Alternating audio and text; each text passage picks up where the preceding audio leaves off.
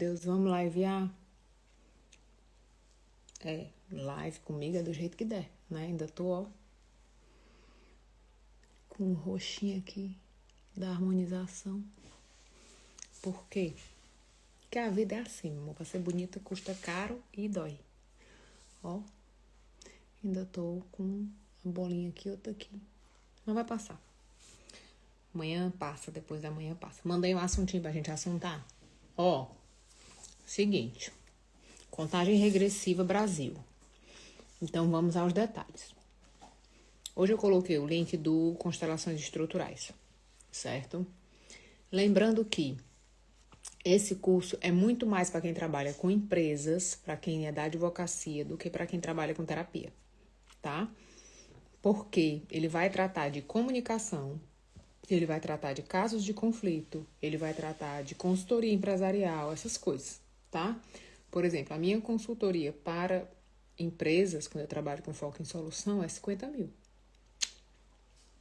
Por quê? Porque o trabalho com foco em solução é mais rápido, tá? Então a solução chega mais rápido. É todo mundo que quer uma solução? Não. Por isso que é importante você saber as etapas do conflito, tá? A maioria das pessoas prefere o problema do que a solução.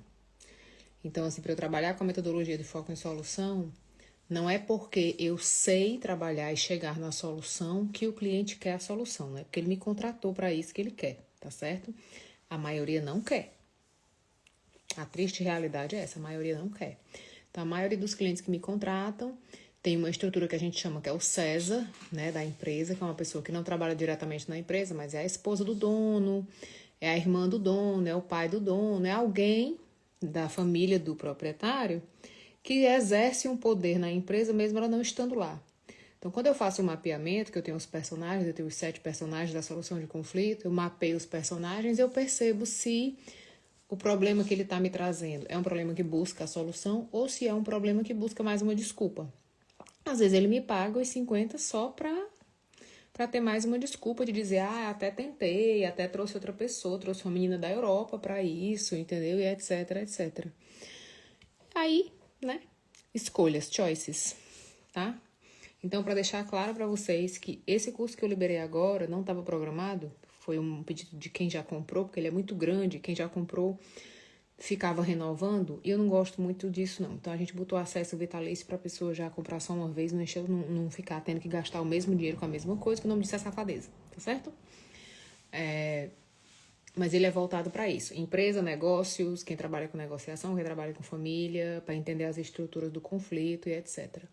Lembrando que nós vamos ter muita dificuldade de lidar com o conflito do outro porque nós temos o hábito de querer dar solução para o outro, de querer dizer para o outro o que ele precisa ver, o que ele precisa fazer, como é que ele vai resolver aquilo. Nós somos muito intromissivos nessa questão. E a gente acha que essa intromissão é sempre positiva, porque eu tenho uma boa intenção. O inferno é cheio de bonzinho. Porque eu tenho uma boa intenção, eu tenho uma boa ideia, eu sei que fulano, se ele me escutasse, eu sei que fulano, se ele percebesse, eu sei que fulano, se ele entendesse, se ele aprendesse isso, e aí eu vou projetando as minhas fantasias e os meus planos na vida de outra pessoa, tá certo? E se eu não souber disso e não souber diferenciar isso, eu vou criar mais conflito, porque eu vou ficar com raiva da pessoa que não aceitou a minha boa ideia. Tá? E o nome disso é opressão. É colonizar, new colonization. É eu tentar colonizar o outro com as minhas ideias, tá? Se eu não souber fazer esse diferenciamento, é o advogado que diz assim, agora eu comprei a briga, agora eu faço até de graça, agora ele vai ver com quem ele tá se metendo, ou seja, o marido já não é mais seu, é meu. O ex-marido agora é meu. Ele vai ver com quem ele tá se metendo, tá certo? E aí, bicho, daí pra frente é só pra trás. Aí só para no burnout, tá? Só para no burnout. Então, quando alguém algum advogado chega para mim e diz, eu comprei a briga do meu cliente. Esse processo aqui eu farei até de graça. Eu digo, eu conto, vocês contam. Daí para frente é só para trás. Porque você vai ganhar o processo e perder o cliente, tá? Porque você não tá mais fazendo o que é bom para o cliente e sim o que é bom para você. Isso é muito perigoso. Já dizia o Maturana, né? Em competição eu não faço o que é bom para mim, eu faço o que atinge o outro. E aí eu me perco. Porque o outro se torna mais importante do que eu nessa história. Então, quando a gente vai trabalhar com conflito, quando a gente vai trabalhar com família, a gente precisa estar sempre atento a muitos detalhes, tá? Manda aí um assuntinho pra gente assuntar. Eu gosto quando o povo do direito vem pra live e conta aqueles casos cabulosos que só quem trabalha com família tem. Eu gosto de um caso cabuloso, de uma briga de um cunhado, um filho que de repente é do outro irmão, não é desse. Isso que é bom. Family cases, é esse que é bom, entendeu? Esse que é bom. Essa semana eu fiz umas constelações muito carregadas, eu fiquei pesada. Tudo assim. Tudo uns DNA, umas coisas estranhas pra resolver. Eu acho muito legal quando as pessoas dizem assim, eu saí do direito pra trabalhar com terapia, porque o direito é muito pesado, muito conflito, terapia... Você não tem ideia do que a gente escuta em consultório, não, neném. Você não tem mesmo. É muito mais fácil você trabalhar com direito, que você tem a lei, você tem um direcionamento, você tem um desejo, você tem um problema, uma solução. Você trabalhar com terapia, tá bom. Vá ver o que é que você vai escutar. Vá ver os casos que você vai escutar. Vá ver. Vá. Meu pai me estuprou não sei quantos anos. Vá. Neném, vá. Manda aí um assuntinho pra gente assuntar. Eu gosto quando vocês mandam assuntinho, tá? Semana que vem eu tô no Rio de Janeiro. Na outra semana eu tô em São Paulo pra imersão de São Paulo. Não tem vaga pra imersão de São Paulo. Não adianta me chamar no inbox. Já foi encerrado semana passada, tá? Vai ser bem legal. Tá bem bonitinho. Vai ser bem bacana. Mas já encerrou, tá? Rio de Janeiro também. Então agora é só correr pro abraço. Tá? Só ser feliz. Quero ser feliz. Você também, não devemos nada pra ninguém. Deixa eu contar uma coisa pra vocês. Eu queria muito fazer essa live, mas eu acho que eu emendei outro assunto. Quero fazer uma live, eu vou começar agora, tá? Eu trabalho muito com abuso infantil. Muito. Com mulheres que hoje vêm pra mim que sofreram abuso na infância, principalmente intrafamiliar. Eu tava ouvindo uma música da Fafá de Belém, que foi tema da novela Tieta, que ela diz assim... Eu vou colocar depois a música no stories pra vocês entenderem. Que a música diz o seguinte... Regressar é unir dois laços, da dor do dia de partir. Na infância, abriu-se o laço, né? Não, peraí. Tem um pedaço ainda, mas ela diz assim. Ela diz, na infância, abriu-se o laço nas mãos de um homem que eu amei. O anzol dessa paixão me machucou. Hoje sou peixe e sou meu próprio pescador. Só isso aqui dá uma tese. Quando ela diz na infância, abriu-se o laço nas mãos do homem que eu amei, uma criança não abre laços, ela não ama um homem, só se for o pai ou alguém da família. E ela diz, o anzol dessa paixão me machucou. Ou seja, tem uma paixão e o anzol é aquele que fere a carne. Hoje sou peixe e sou o meu próprio pescador. Infelizmente, as vítimas de abuso, elas se tornam seu próprio predador depois, porque elas se envolvem cada vez mais com homens mais predadores. E aí ela diz, e eu voltei no curso, revi o meu percurso, me perdi no oeste. E minha alma renasceu em flores de algodão no coração do oeste. Quando eu morava aqui, olhava o mar azul no afã de ir e vir. Eu fiz de uma saudade a felicidade para voltar aqui. Quando a menina sofre violência intrafamiliar e ela denuncia, ela não perde só a inocência dela, ela perde a família inteira. Ela perde o vínculo com a família inteira. Ela não é mais bem-vinda na festa de família, ela não é mais bem-vinda no almoço de domingo, ela não é mais bem-vinda na própria casa. Então ela sai. Então quando ela diz, e eu voltei me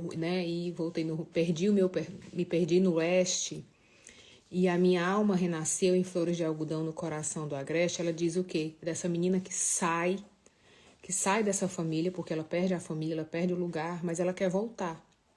A menina que foi vítima de abuso, ela não é mais bem-vinda na família, porque ela denunciou o tio, ela denunciou o pai, ela estragou a nossa família, ele vai perder o emprego, faça atendimento online de constelação. Amanhã tem uma vaga, 1h da tarde, que essa semana é a última semana que eu tô atendendo esse ano, tá? Quinta-feira eu paro. E só volto semana que vem. Só volto em janeiro.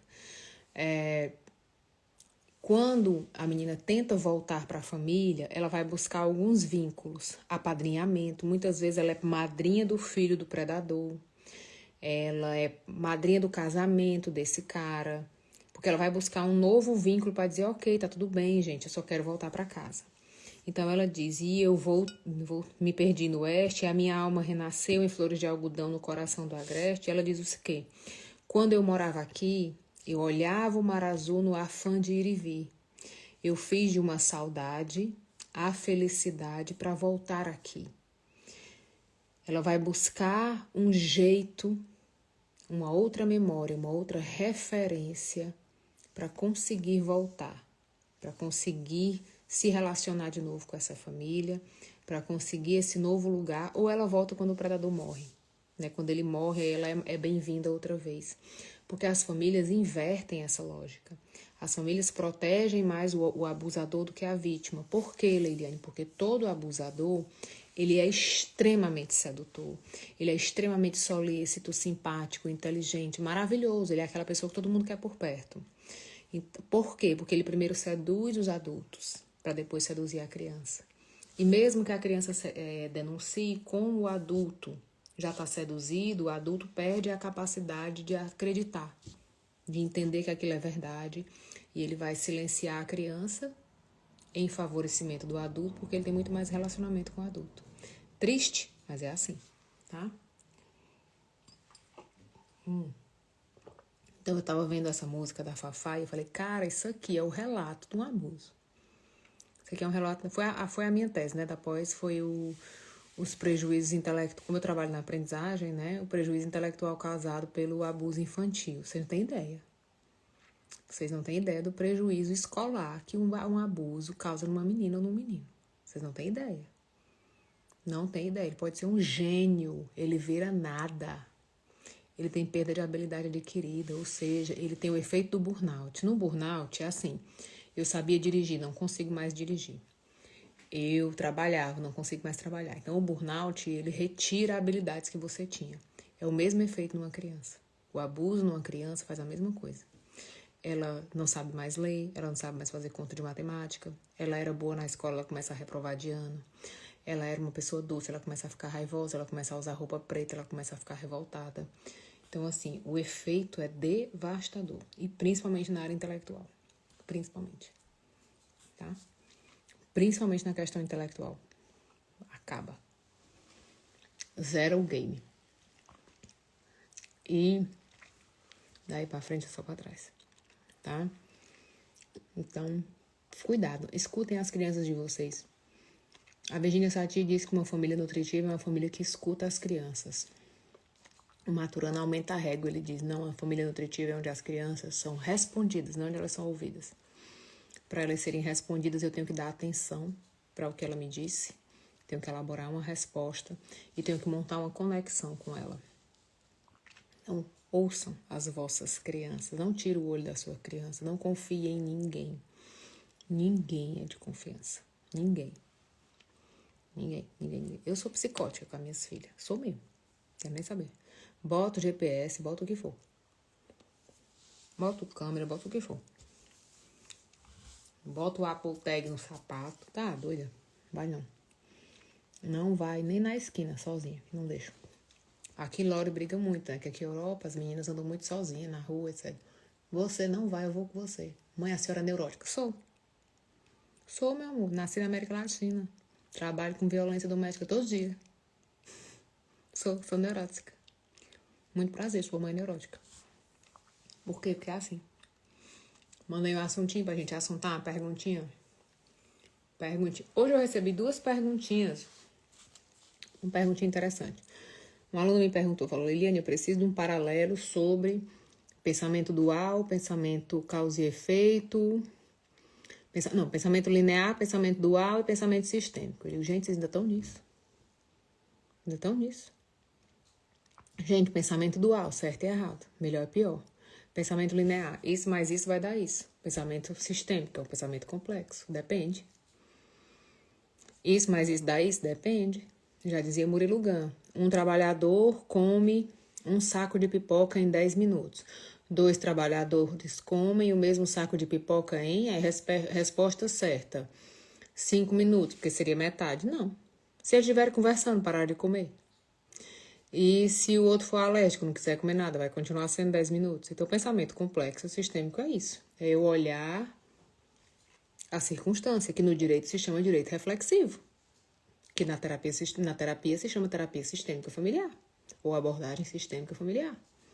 Tá? No pensamento dual, eu vou estar sempre na dualidade. Isso aqui tá certo, isso aqui tá errado. Isso aqui tá certo, isso aqui tá errado.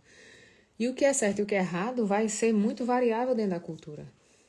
Vai ser muito variável dentro da cultura, dentro da idade, dentro da época, né? Dentro da religião, dentro de vários fatores. E o pensamento linear também, porque, de novo,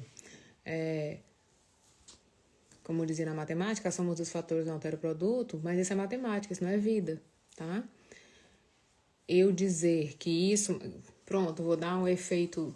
Eu não sei se eu falei isso na live, sobre a questão dos lares, né? Que eles foram dar treinamento no Brasil sobre os lares para crianças em adoção. E aí aqui na Europa deu super certo, então vamos levar para a América Latina. Ao invés de a gente ter um monte de casa com criança desabrigada, as crianças que estão em fila de adoção vão para a casa de uma pessoa, ficam lá 3, 4 meses, 6 meses, até serem adotadas. Porque na Itália deu super certo, porque a gente não precisava, né, diminuir os custos e etc, etc. Na América Latina não dá certo, porque nós somos seres vinculados, tem a variável do vínculo. Na Europa, filho é despesa, ninguém quer, é só despesa e trabalho. Nós temos o problema do vínculo, que não é um problema, é uma característica. Então, se uma criança passar 3 meses na minha casa, eu não devolvo mais, virou meu filho. Acabou. Eu lembro na época, eu estava na faculdade, quando estavam tendo esses projetos, 2016, eu acho, quase 10 anos atrás, e tinha um projeto que era dar colo para as crianças. Você ia para o abrigo, valia horas de estágio. Você ia para o abrigo e ficava lá dando colo para os bebês que estavam na espera da adoção, para terem vínculo, né? Eu digo, professor, eu não posso ir. Não posso ir. Se eu chegar lá e botar um bebê no colo e ele gostar de mim, eu gostar dele, eu vou fazer a Nazaré, eu vou levar para mim. Não posso participar desse projeto, tire meu nome. Não tenho distanciamento. Leiliane, você vai ter que aprender. Não vou aprender. Se eu for no abrigo pegar um bebê, eu vou levar para casa e vou criar. Acabou. Tá certo? Então, a gente tem esse fatorzinho do vínculo. Então, as questões culturais precisam ser levadas em consideração. Esse vinho é forte. Eu não tenho estômago para isso aqui mais, não. Eu sou uma pessoa munjarada. Eu não aguento álcool. Passei 40 anos sem beber. Aí agora eu inventei de tomar vinho. Só que eu não aguento. Uma taça eu tô morrendo. Mandei um assuntinho pra gente assuntar. Eu gosto quando vocês mandam um assuntinho. Eu gosto quando vocês mandam perguntinha. Por que vocês ficam assistindo live minha? Pra quê? Pra arrumar treta, confusão? Não, porque a gente é pessoa, né? Gente de luz. Vamos assuntar? Eu gosto quando vocês mandam assuntinho. Cadê Silvana pra contar os casos cabulosos dela? Eu amo casos cabulosos do direito. Você quer me fazer feliz? Você manda um caso cabuloso seu no meu inbox, que eu vou ler e vou amar. Como você tem 40 anos, você tem cara... 30 tem minha filha, meu amor. A minha filha tem 28 anos. A minha primeira filha tem 28, a segunda tem 13. Eu sou uma senhora já. Consigo ter vínculo fácil com outras crianças, mas com meu filho tenho dificuldades. Alessandra, tem a ver com a permissão da maternidade no seu sistema e com a disponibilidade que você estava no momento da gestação. Para você criar vínculo com um bebê, depende da sua gestação.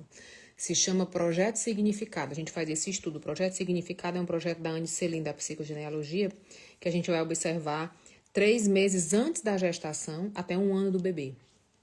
Os eventos e etc.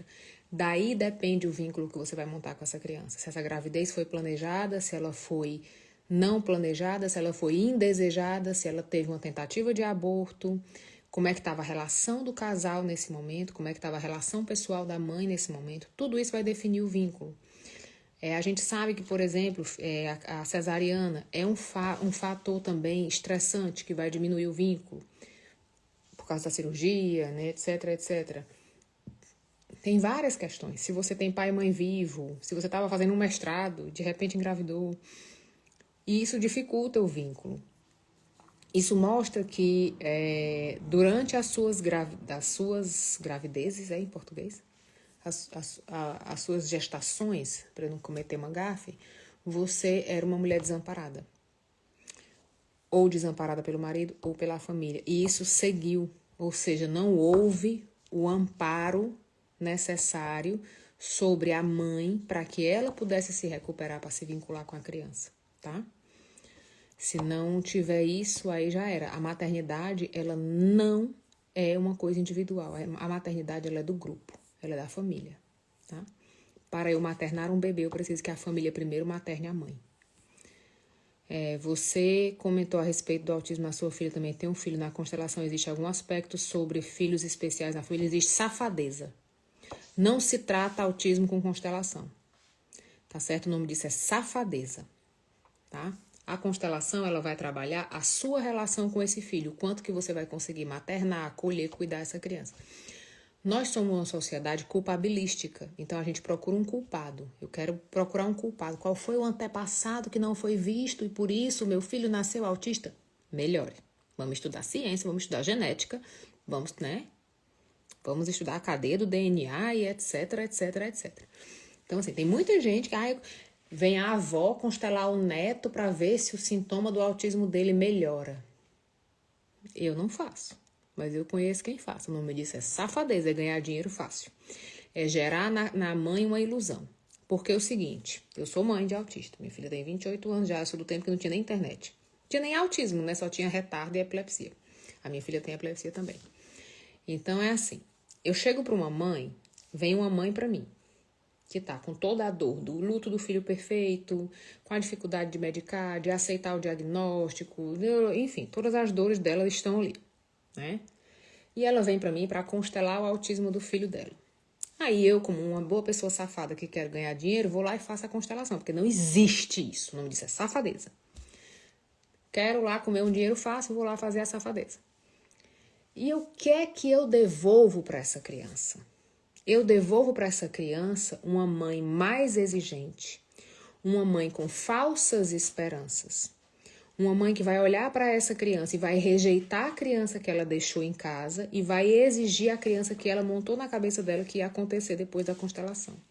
E ela vai começar a se relacionar com esse filho, e aí vem o entre do Buber, né? Entre ela e o filho vai ter a constelação, então ela vai dizer assim, eu já fiz até constelação para ele melhorar e não deu certo. Então, ela vai usar a constelação como um mecanismo de exigência. Então, quando eu, como terapeuta, cometo a safadeza de gerar numa mãe ou numa família a expectativa de que ela constelar o autismo vai gerar uma melhora ou uma redução de sintoma, eu estou condenando essa criança a uma mãe menos dedicada a ele do que a que chegou para mim. Eu entrego para ele uma versão pior da mãe dele. Então, por isso que eu digo que é safadeza, porque eu vou ganhar o dinheiro às custas do sofrimento de uma criança. Entendeu? Então, assim, é um buraco tão profundo, eu tenho ranço. Eu tenho muito ranço dessa história. Porque eu tenho um programa de escuta de mães atípicas, né? No outro perfil, no perfil do Pais, a gente faz oficinas. Hoje a gente teve 2 encontros, amanhã tem um encontro. São 100% gratuitas, porque elas são do meu projeto de mestrado, então ela não é tudo gratuito, tá? Eu sei o que é ser mãe de uma criança atípica. Os livros não me ensinaram, não. Eu vivi na carne, tá certo? Eu vivi na carne. Eu sei o que é ser mãe hoje de uma criança atípica, mesmo com a legislação. Quando a legislação apareceu, a minha filha já tinha 15 anos, tá certo? Então, assim, tudo chegou para mim muito tarde. Eu sei o que é uma mãe ter que engolir o diagnóstico de uma criança. Eu tenho mães que receberam diagnóstico e esse diagnóstico passou 10 anos na gaveta, elas nunca leram, nunca conseguiram. Eu sei o que é o luto do filho perfeito. Eu sei o que é o lidar com a minha família que chama meu filho de retardado.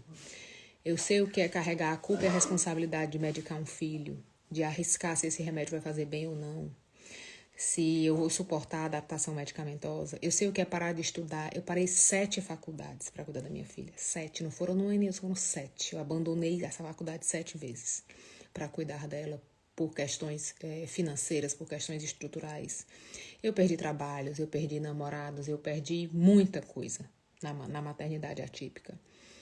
Porque a mãe é condenada pela doença do filho, tá? Então, assim, quando eu vejo alguém brincando com esse negócio, é um negócio que realmente me zanga. Me zanga e eu vou lá e eu compro briga com quem você quiser. Não tem nenhum problema. Ah, mas fulana fez um estudo. Cadê? Me mostre. Me mostre que uma coisa que eu gosto é de estatística. Rendorizado? Aceita ou rejeita H0? Não me enche o saco, não. Tá? Me enche muito o saco com fantasia, não. Tá? Então, é muito complicado você brincar com a vida das pessoas, porque a gente sabe que neurotipicidade é uma coisa que não termina, não é uma doença para ter cura, é uma característica, só que cada um tem o seu dobrado, né? Tem as pessoas com crise de disforia, tem a pessoa com crise de agressividade, tem muita coisa nesse meio, né? Então, é muito pesado. Eu já ouvi, por exemplo, de um terapeuta que para mim era bom ter uma filha doente, que eu não precisava estudar.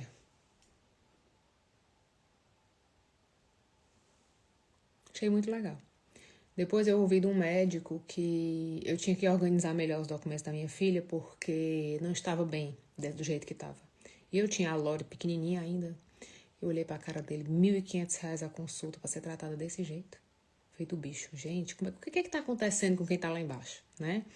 Eu vi muita escola rejeitar a matrícula, enfim, aquele dobrado que toda mulher passa. Eu tive a honra, o prazer, a sorte e o privilégio de ter amigos excelentes que suportaram o barco comigo. A minha mãe, o tempo que foi viva, suportou o barco financeiro também, que é muito alto, que antigamente era muito mais alto, né? Tive também o privilégio e a sorte de ter um segundo marido, que é nesse vulco do tumulto tem que passar um divórcio também, né? De ter um segundo marido que acolheu a minha filha, que tem paciência, que tem tempo, e ela se dá super bem com ele, melhor do que comigo. Ela diz, o marido tem mais paciência comigo que a senhora. O marido é mais velho, né? Tem mais paciência. Eu digo, tem, porque quando ele lhe conheceu, eu já tinha gasto 13 anos de crédito, minha filha. Ele já pegou o menino pronto, ele não pegou você nas fases difíceis. Então, assim, muitas camadas. Então, a gente trabalhar com terapia é um lugar que eu vivo de produção. Então, assim, se eu tiver 10 clientes, se eu tiver 5 clientes, se eu tiver 3 clientes. Nesse ramo, você vai ver muita gente que sustenta o cliente dentro do sintoma para não perder a renda. Entendeu? O nome disso é sacanagem. O nome disso é safadeza. Mas aí, infelizmente, acontece. Ah, Leiliane, você nunca fez isso? Graças a Deus, nunca precisei. Porque eu trabalho com vários produtos. Eu trabalho com treinamento, trabalho com clínica, trabalho com muita coisa. Então, nunca precisei, espero nunca precisar. Atendo muito pouco, só atendo 2 dias na semana e olha lá que eu não tenho mais vaga de agenda. Então, é mais ou menos por aí. Então, a gente tem que estar atento. Não é porque a pessoa trabalha com terapia que ela tem um coração bom, não, viu? Porque ela tem um código de ética em dia. Muita coisa. Eu vou embora, que é quase meia-noite. Infelizmente, tudo acontece até hoje. Infelizmente. Por exemplo, um ranço que eu tenho nessa questão de ser mãe atípica é que no Brasil inventaram um nome chamado benefício, que é para tirar o direito das pessoas, tá certo? Então, quando eu digo que é um benefício, eu dou para quem eu quiser. O direito não é direito e acabou. Então, aqui, por exemplo, no Brasil tem o benefício do Bolsa Família. Aí eu decido quem vai receber e quem não vai. Aqui não, aqui é um direito. Todas as crianças recebem. Pode ser o filho da Xuxa, do Roberto Carlos, o meu, o seu, quem for. É criança, é responsabilidade do governo. Acabou. Responsabilidade do Estado manter a sobrevivência dessa criança. Acabou. No caso das nossas, eu que sou mãe atípica, eu nunca tive direito a nada. Ah, porque eu tenho uma casa. Não, ela tem casa própria, para eu ter direito a nada. Digo, tá, mas eu não posso trabalhar, estou cuidando da minha filha, o governo não vai me dar nada porque eu tenho casa própria. E aí, daqui a pouco, eu não vou conseguir mais manter essa casa, porque eu não tenho renda. Aí eu vou vender a casa, vou morar de aluguel, ou seja, aumentei a minha despesa. E aí o dinheiro que ele vai me dar não paga o aluguel e assim a bola de neve vai funcionando. Então é muito complicado. Muito complicado a gente trabalhar essas questões porque autismo é caro. TDAH é caro. Os transtornos são muito caros. A gente precisa exigir mais do Estado, tá certo? A gente precisa exigir que seja um direito de todas as mães, de todas as crianças, não que seja um benefício que ele dá para quem ele quiser. Acabar com essa conversa, tá? Acabar com essa conversa. Eu vou embora, que aqui tá tarde, tá bom? Manda um assuntinho, uma história cabulosa. Eu vou ver se no sábado eu faço uma aula de estruturais sobre os 7 elementos do conflito, tá? Mas eu não vou garantir agora. Eu vou dar uma olhada na minha agenda, ver se eu consigo encaixar, tá bom? Cheiro!